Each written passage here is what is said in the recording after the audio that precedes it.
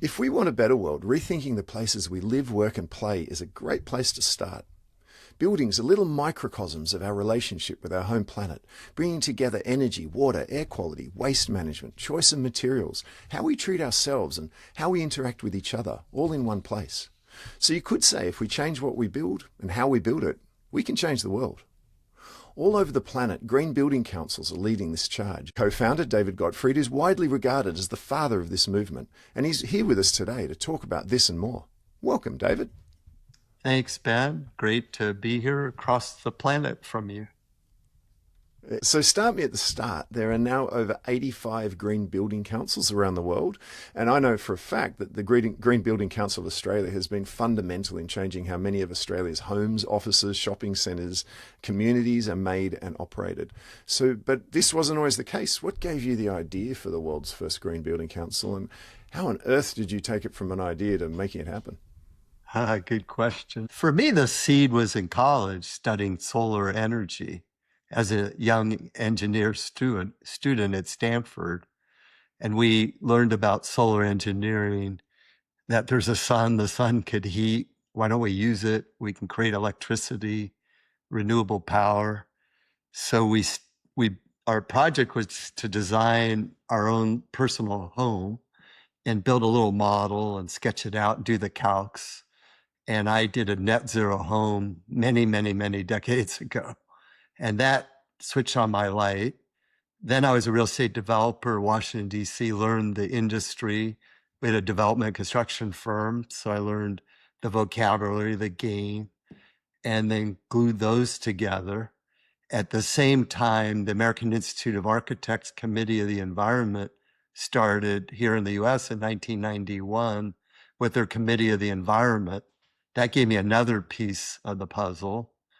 And a later piece was the BREEAM rating system out of the UK, the first in the world, and glued them all together and thought we can do better here in the US. We can define green building, make better buildings. And alongside that, we ended up with a federal government early pilot demonstration project to define green building. And that was the genesis of us getting momentum. Although we lost touch with that project, even though there were 4 or 5 demonstrations, we were going to form to guide those, and we lost the formal connection, and we launched anyway in 1993. Wow, so it really is bringing together a lot of pieces that were already starting to form and recognizing this sort of needed a centerpiece to take it to market in an easy way. More than a centerpiece, it needed to be defined. It needed the underlying foundation and a body to bring all the disparate parts of the building industry together. Everybody was a vertical, the architects, engineers, the contractors. We became the first horizontal, probably in the world, of green building. Definitely first in the world. So tell me how that works. I mean, my understanding, I've actually worked with the Green Building Council of Australia, which gives me some information. My understanding is that it sets the standards, I guess, takes a lot of this information and goes, right, how are we going to build this into a cohesive standard that people can follow? And in Australia, you get points for different things you do using solar, air quality, embodied carbon, all those sorts of things. So you set the standard. Construction companies then want to earn that. In Australia, it's 5-star, 4-star, 6-star. You get your rating. And then they have well, simple to see, maybe hard to do, but list of things they need to actually do to win those stars. Is that how it works? And if so, why would construction companies want to do that? The rating systems of the world, they're similar and they learn from each other. They all do have points and different levels, whether they're stars or we have certified silver, gold, and platinum and net zero. In China, it's called 3-star, Green Mark in Singapore, and CASB in Japan. But they all play in a different way. They learn. Green Star, where you're from, learned from LEED and also BREEAM in the UK. And then 3-star in China learned from those. They leapfrog. Different nuances, but they all stand for what is a green building in the country. Most of them require third-party certification and verification first. The categories of green building, the buckets are similar. Some of the things you mentioned, Ben, the energy efficient, renewable powered, water, waste. They need to be healthy. They need to deal with cars and transportation, hopefully be at metro or light rail and they're walkable. And glue them all together and you get a rating system. What has amazed me though is you've seen rating systems all over all sorts of industries. You've got them with food, you've got them with cars, you've got them with various things. But the way that this rating system has driven the industry is fundamentally second to none. As someone who's been in sustainability for 20 years, the construction industry was the first, certainly in Australia, to really adopt sustainability and really run with it and go, no, we're going to actually do this. Now, you could argue that not every building is built with Green Star. I think someone once said to me that maybe 5 to 10% are Green Star, but a lot more is influenced by it. They might not go for the rating, they'll use pieces.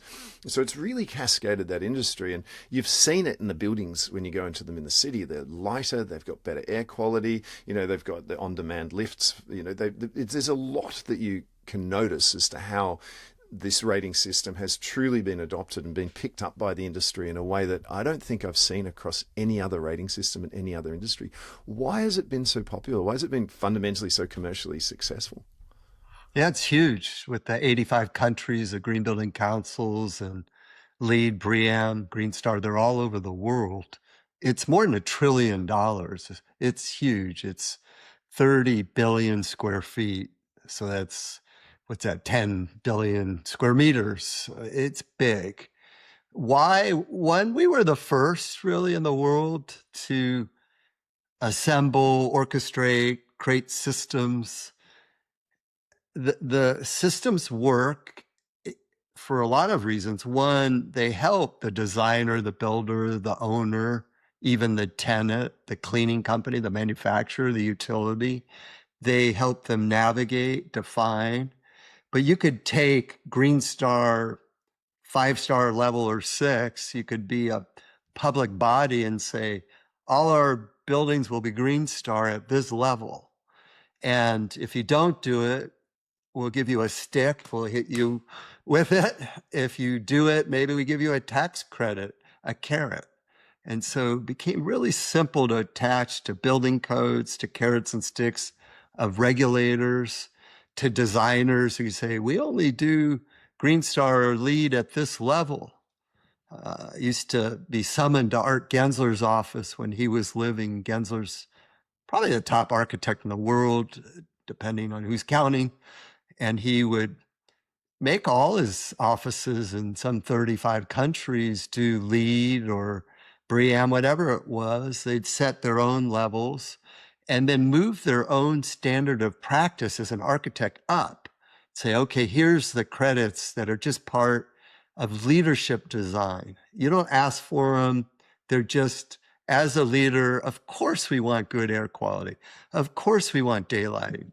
Of course we want super insulation so the heating stays in and the cooling when you want it.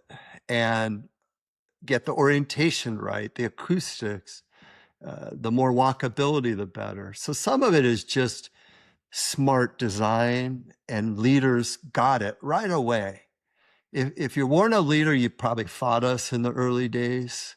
But even in Australia, your property council was there day one. They were one of the early supporters, but as a property council, because they wanted high performance buildings. They wanted to lower the risk. In turn, this is about value. Don't you want to make something that's valuable by respecting life and life sustaining and life preservation?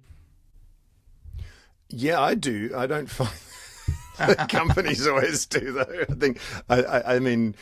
I find that to be the ultimate value. But I think what's been unique about Green Star is it's also provided commercial value in that, to your point, construction companies have gone, okay, this is a better longer term investment for what you'd call a pension fund, what we'd call a superannuation fund, because it's de-risked from, high energy use and those sorts of things in the future. But there also seems to be this sort of desire for your bigger kind of blue chip companies to go, we want a flagship headquarters that is a bit amazing and has 6 stars so we can show off about it and is a good experience. So there seems to be a really strong, financial pull through, that people want this stuff, which maybe doesn't exist in every market.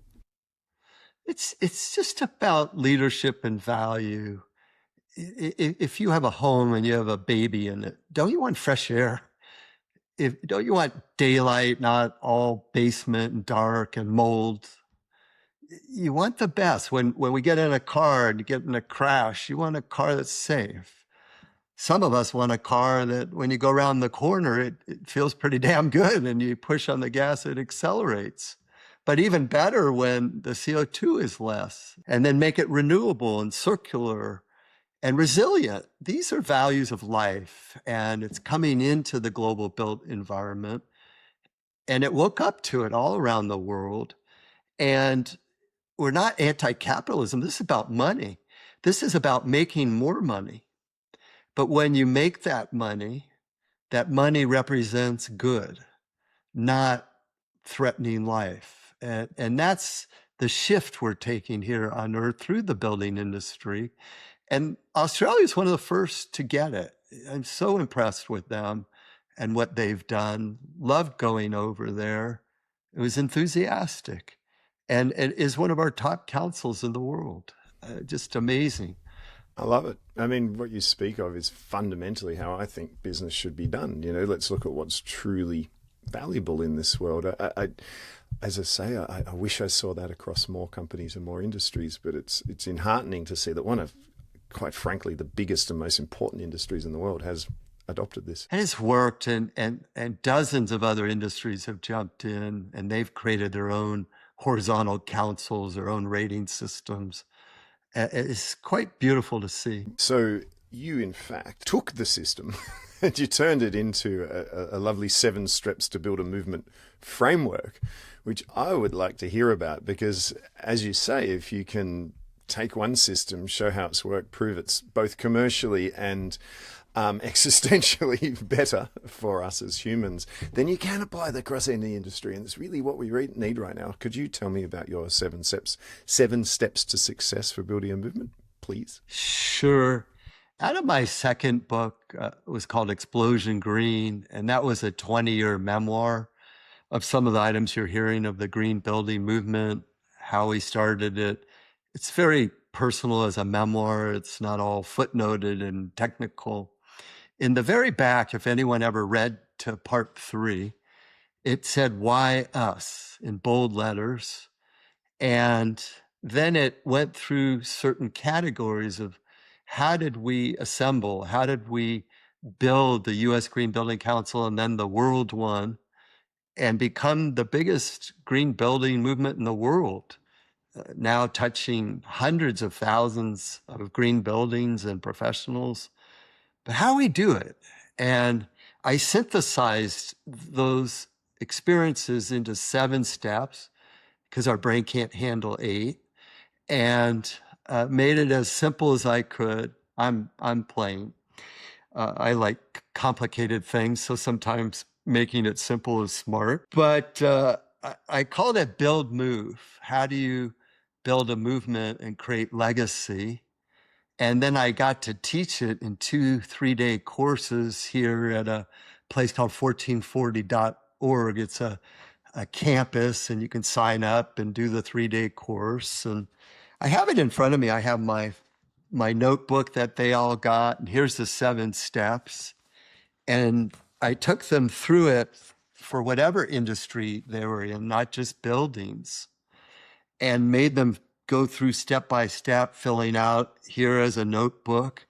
And then we had hot seats for 30 minutes. They'd sit in it and push out step 1, what's your PPM?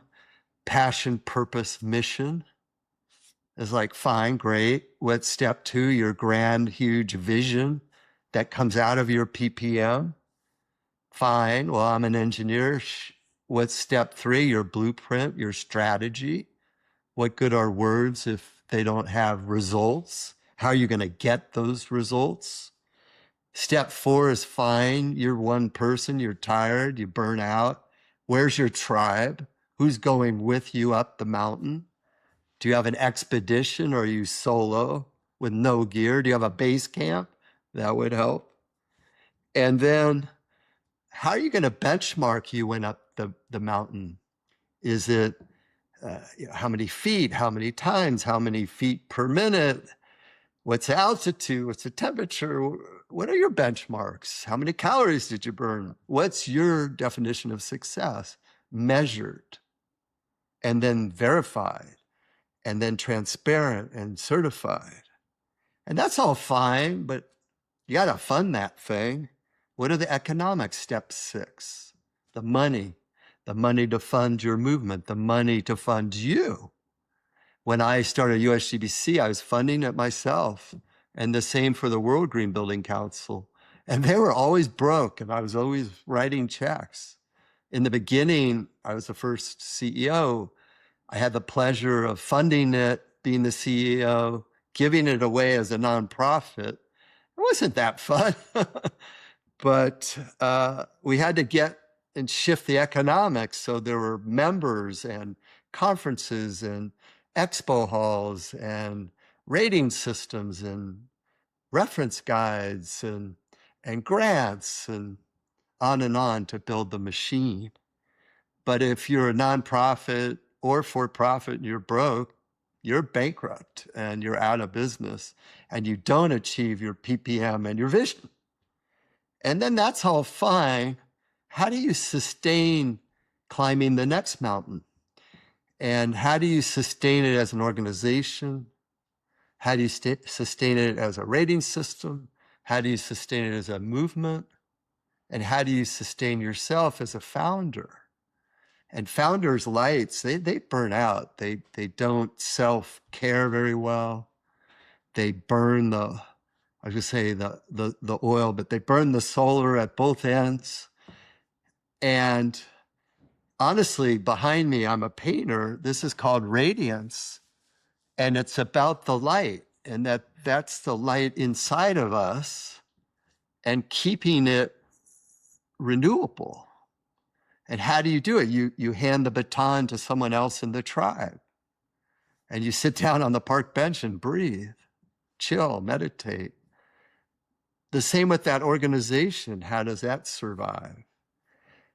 Supposedly the 7th day is the Sabbath on earth, and we're supposed to rest. Do you rest? And so embedded in that is the concept of liminal and slowing down so you can sustain the long haul with endurance. That is one of the greatest theorems or steps I've ever heard. And I thank you kindly. I'm going to get you to repeat the name of the book so that everyone can go and buy it and read it in more detail. Thank you for that. It only took, I think we're at it 35 years. And I'm a systems engineer, and I always like to synthesize to get to the core of the onion. Keep pulling off layers until you get to the core. So that's in Explosion Green, correct? It's mentioned in Explosion Green, the charts there. Some of it shows up in this new book that'll come out in October called Regen 360. But in theory, it needs its own book in more detail. So you've written a number of books, Explosion Green, Greed to Green, and Greening My Life. Is it true? I know it's true because you've already told me now. You have a new book coming out later this year, and I have to ask, does it have green in the title? Is this next in the green series?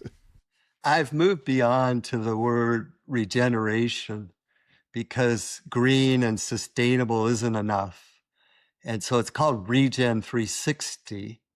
So it moves way beyond buildings. I'm going to all of civilization 360.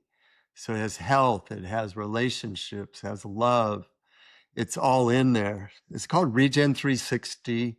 And the subtitle is an operating system for a regenerative earth. So I'm going at a system for civilization so we can regenerate and be here in the future way beyond buildings, because we have to look at everything, including relationships and care and our brains, and it's going into all of those areas. So yeah, we've done buildings. Now let's look at ourselves as individuals. It's interesting. You've said this theme a few times about the founder and burning out and those sorts of things. I always have like 3 consecutive rings as to how I try to live my life. I go, if you don't look after yourself mentally and physically, you're kind of eating into your capital, which is really what we're doing as a species to this planet, right? Building up a debt. From there, it's relationships, and they kind of have rings. It's your closest people, your family, and that moves out probably to different levels of friends. And then I go, once I've got those under control, now let's move to achievements and impact on the world. Because, and I find one of the great mistakes people make, of course, is they want to start on the outside, because often that's kind of status and ego and what people think is valuable. Have I got a nice car? La-di-da-di-da. Have I got a good job title? But really, if you don't build it outwards, it's not sustainable, and suddenly it all falls apart, right? You've seen it. Suddenly people have one form of success, but they lose their family and kids, or they lose their lives, they lose their health. So talk to me more about that, because it seems to be where you've gone. You've gone, okay, I did buildings, but I really want this to be about us and how we think of ourselves and our relationship with ourselves primarily, to start there. Yeah, no, it's perfect what you've described, Ben. I call that your spheres of influence. And you start with the bullseye of that is self.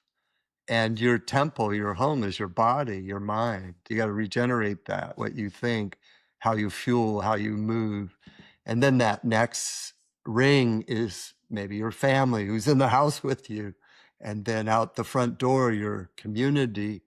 But don't forget your work, the products and services, and then your country, and then planet Earth, our home, our shared home.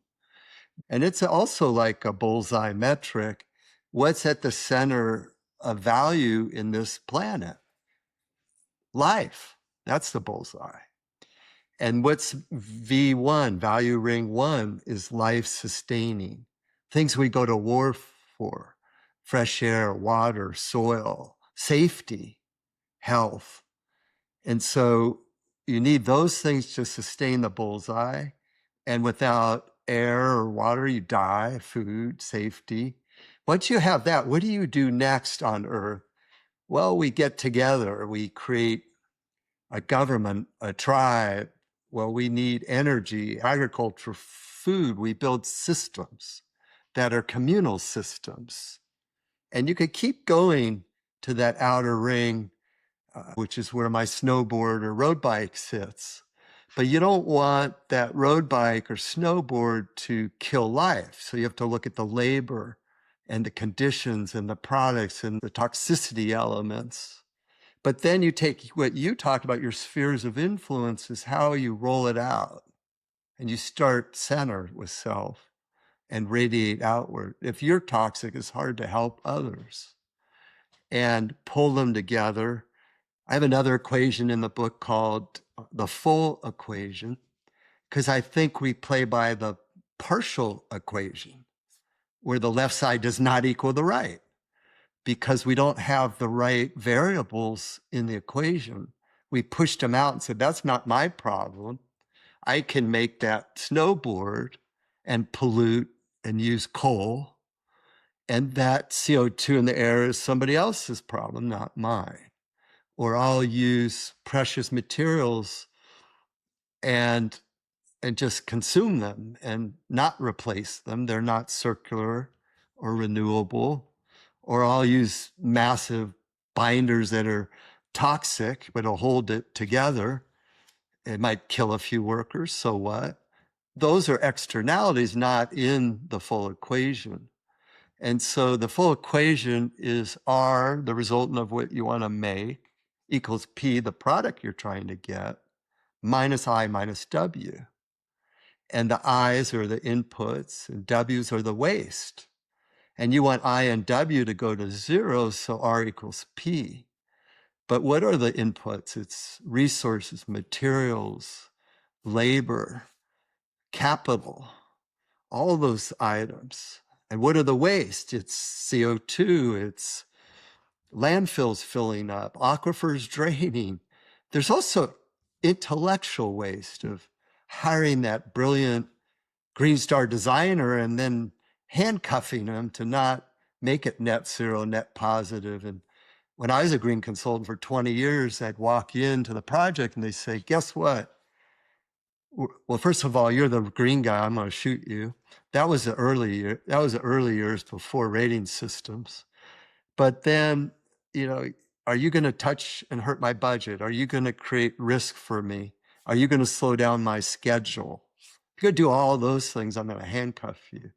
Now it's different because we've gone from visionaries and pioneers to late mainstream in some markets.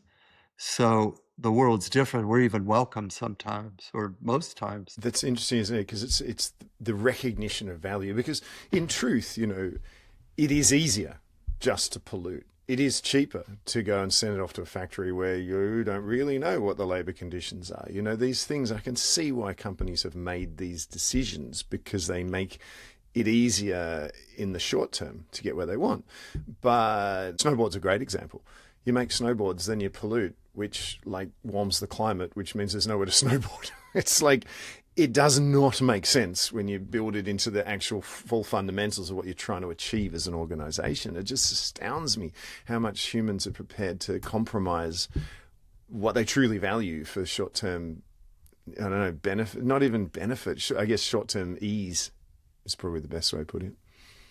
Ease, profitability, quarterly returns, that put it in someone else's bucket, like the public commons, and you don't have to. That's the government's problem. When they legislate me, I'll do it. Yeah, and then I'll lobby against it as it happens. Then I'll lobby to stop it. That seems to be how it works, right? Yeah. I love it. Well, take me to that as an existential question, because what you're doing is really asking people to think holistically. If this is what you really want, well, why don't you consider everything so that over the long term, as you say, one side equals the other, not like we're just ignoring this little bit of the equation, hoping it goes away kind of thing, because there's no way, as we've kind of discovered. Someone said to me, everyone, if you ask them what they do if they had all the money in the world, a lot of them go, I'd go sit in a beautiful tropical island, la la. And you go, well, why are you prepared to destroy the island to get there? It makes no sense. And if you put it that in a bigger sense, you go, we all are amazed by planet Earth. We all grow up reading books about tigers and elephants, and that's what amazes us. We all love going to crazy places, and even your tech bro billionaires all want to climb Mount Everest, right? And you go, given Earth is our home planet, you'd think that we'd get this and just naturally treat it with respect and not need equations and frameworks and green building councils and all these things that people like you and me are trying to build to move us that way. What's up with us as a human race? Why don't we treat our home planet as home? How does this happen? Now you got that's why I wrote this next fourth book. Exactly that question, Ben. What is wrong with us that we can't treat Earth as home? And I just went hard at it. 1,000 walks, just hypothesizing. I came to a few conclusions. One, it's our survival wiring in our brains, and it's antiquated. It was great when the tiger was chasing us. It was great when the caveman was cold. The cavemen didn't have shopping malls with beautiful markets and food. And we don't all have that. I understand I'm talking as a privileged guy, but it's fear-based, it's Darwinian. And a lot of it creates greed. Like, if I don't hoard all that stuff, I'm going to starve. Or when they come for me, I have something to trade. Or if I'm the biggest, strongest, boldest with the most stuff, I win. And I have freedom of choice. And so it's all fear-based. But some of us, at least 1 billion, who are hungry, they don't have electricity, they don't have clean water, they don't have safety, they can't study and use education, which is the best vehicle to get out of that cycle. But for others of us, why do we still need it? What do these billionaires do? They buy a lot of crap. They buy that island. They They want to own it, and then the next one, and then get the biggest world sailboat to go there, and then 8 Ferraris and 2 Lamborghinis because the garage is there. And some of them create foundations. That's great after they've created a monster ecological footprint. But still, it's the old system. I call it the false game. And all of that is the second world, I call. The first world was pre-industrial revolution. But the second world of post 1750 is go, go, go, bigger's better. It's all growth in sales, growth in profit, growth in products, growth in consumers, growth in ego, growth in ecological footprint, growth in waste. And there's never enough. There's never enough. You can't get enough kindling ever. Not growth in care, contentment, reducing your footprint, playing off Connection. of yeah, Community. love, yes, connection, listening, being heard, empathy, gratitude, hello, appreciation. So I started to work on how do you create new survival wiring so we can survive? How do you use AI to create boundaries and truth protocols? I know with AI, I call it the elephant in the room in that chapter in the book. I have a chapter called AI as Partner and how I've been using it to write and to think and converse and figure stuff out. And we have to offset that monster data center footprint. And they're working on it pretty hard. We could do better. We could do it together. God forbid. They're trying to do that. But a lot of it's our brain and fear. And in the brain, when that survival wiring is triggered, it's the amygdala that's hot. It's the primitive, native, tribal part of the brain. And when it's triggered, especially in guys, the car cuts you off, you're honking on the horn, you're cursing at them, you're ready to get your machine gun and shoot the guy down. I'm part of it. I'm a guy. I don't like that in myself. And I sometimes am driving with my daughter and I have to apologize because it's terrible. But there's also the prefrontal cortex in the brain, and that's more logical and thoughtful, and it can make calculated, careful decisions.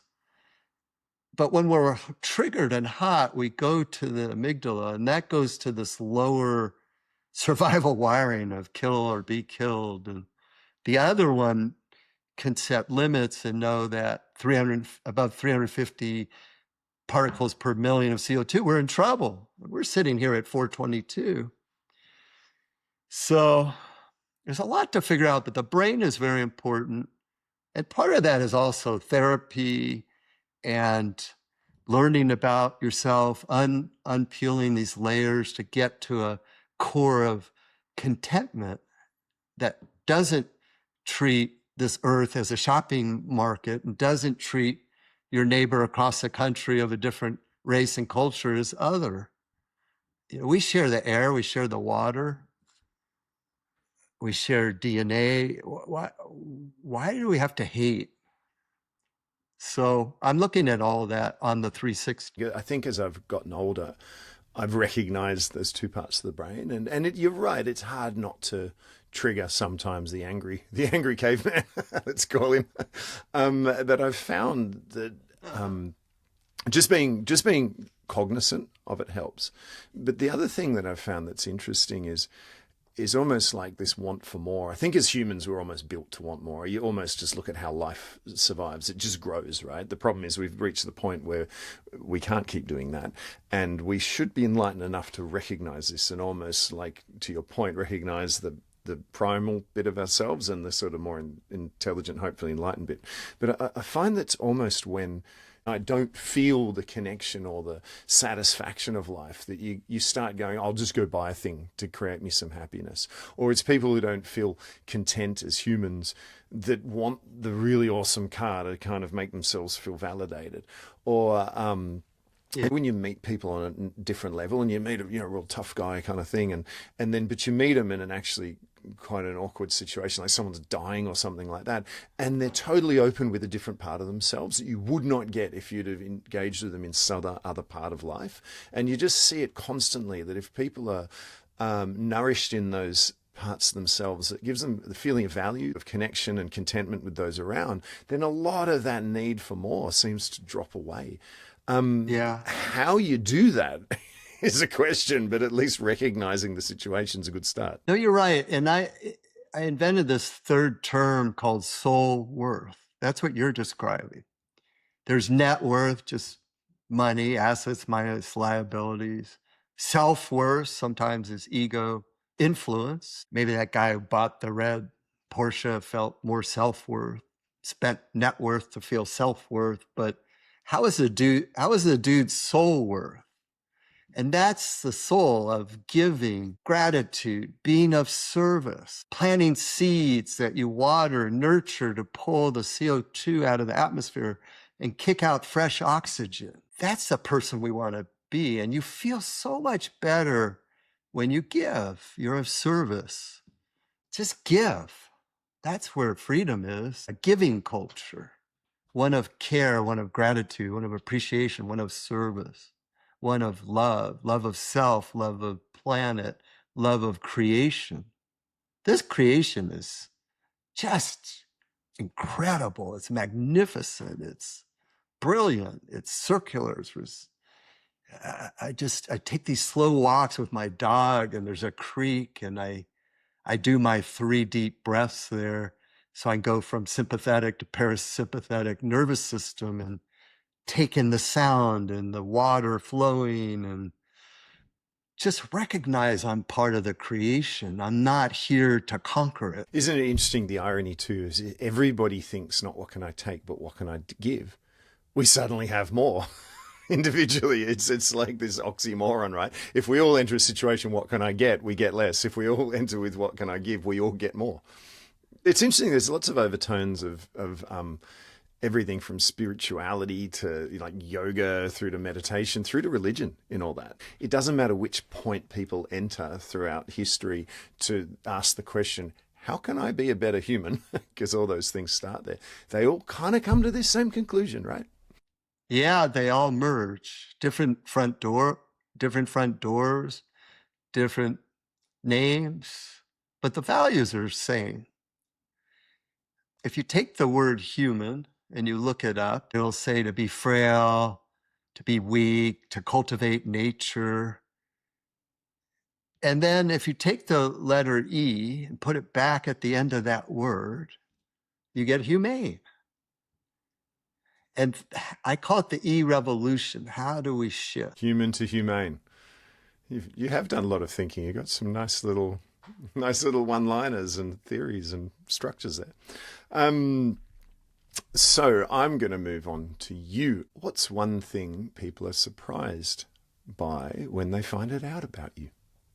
It might depend on the context. In my parts of my earlier career, I might have been too tough, too type A male, which was probably fear-based and more-based. But when you got to know me, maybe you would see the spirituality, the inner divinity, the creative artist who paints and writes and did photography and loves gardening, the guy who loves hiking and is a naturalist. So there are different parts there. Well, you've gone from engineer to painter. That to me would be surprising trajectory. I didn't want to be an engineer. I wanted to paint and write. And my dad said if I quit engineering to paint and write, that's fine, but he wouldn't pay my tuition at Stanford. All came down to who's funding it, hey? Do you think that was fear-based from your dad? Might have worked out well in the end, though. I think it was ROI. When I started the USGBC, I was a real estate developer before, and I came home. I quit. He said, "What are you going to do now, son?" "I'm going to start a nonprofit to define green building for the U.S. They did it in England. We could do it here."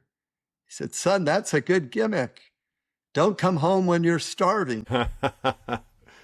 But you made it happen. I waited 20 years, maybe 15, invited mom and dad to Phoenix. We had rented the entire stadium. There were 25,000 people there. We had Vice President Al Gore as the keynote. And later conferences, we had Train play for us, and Maroon 5 and Hillary Clinton. You know, my favorite was Desmond Tutu as a speaker. But Dad turned to me and said, "Son, you always said you're going to change the world. You did, and I'm proud of you." That was the corollary to "Don't starve." I mean, that's an interesting point, though, isn't it? I mean, when I started what I think was the world's third adapted advertising agency. I basically was in advertising, and I went, I kind of want to do something I feel has value in the world, not just sell more stuff. And when I'm only going to advertise good things, which slowly became a sustainability agency and strategic consultancy, it sort of grew based on what the market wanted. But it was about the third in the world. And I remember when I started, everyone went, "How are you going to make money out of that?" And I said, "I don't really care. I just want to do it, and I'll figure it out as I go along the way." And it worked out. Do you think that's advice for people who want to do something? Because I find if you sit down and do the numbers on that and work it out, you probably would never do it, because it's, apart from anything else, it's quite new. So there's not a great deal of things to copy from. But also, there's a great deal of unknown that you can work out along the way. And it almost starts to fall into the bucket of feel the fear and do it anyway. Thank you, Anthony Roberts. Do you think that just that I'm going to have a go because I believe it and work really hard is a pathway to success? Or do you think that's slightly crazy and you can only do that when you're young and don't quite know what you're in for? No, you're set up for our framework. It's number one, PPM, passion, purpose, and mission. So if you were passionate about that, you didn't care, you didn't do it for money, you were passionate, you saw it as your purpose, you created a mission, your vision, you probably then did your number 3 blueprint. If you don't have PPM, forget it. Then it's just, you're soulless and you lose your creativity, you lose your ingenuity, you lose your drive. You don't climb the mountain without the expedition when it's hailing, you quit. And so to endure and persevere, you need passion. But I'm hoping that passion treats Earth as home and people outside the front door as part of our tribe.